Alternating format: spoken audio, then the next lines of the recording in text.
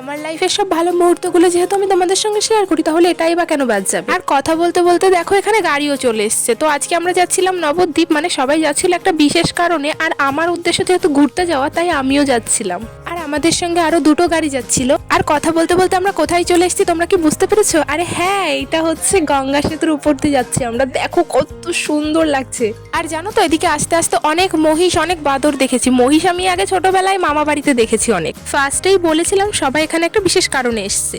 কারণটা হচ্ছে এখানে একজন বয়স্ক মহিলা যাদের ঠান্ডা, সর্দি কাশি বা শ্বাসকষ্টের সমস্যা আছে তাদেরকে ওষুধ দেন। আর সেই ওষুধ খেয়ে নাকি প্রচুর মানুষ ভালো আছে। প্রথমে শুনে তো আমারও অবিশ্বাস হয়েছিল। আর এখানে যেহেতু আমার মা আগে 2বার এসছে, ইনফ্যাক্ট আমাদের গ্রাম থেকে প্রচুর মানুষ এসছে কিংবা এখনো আসে। ভিডিওতে তোমরা দেখলে যে প্রচুর মানুষের ভিড়। আচ্ছা, হয়তো এখনো অনেকের বিশ্বাস হচ্ছে না, তবে এটা ভাবো যদি এই ওষুধ খেয়ে মানুষের কোনো কাজই না হতো, তাহলে কেন এত মানুষ ভিড় করে আসতো?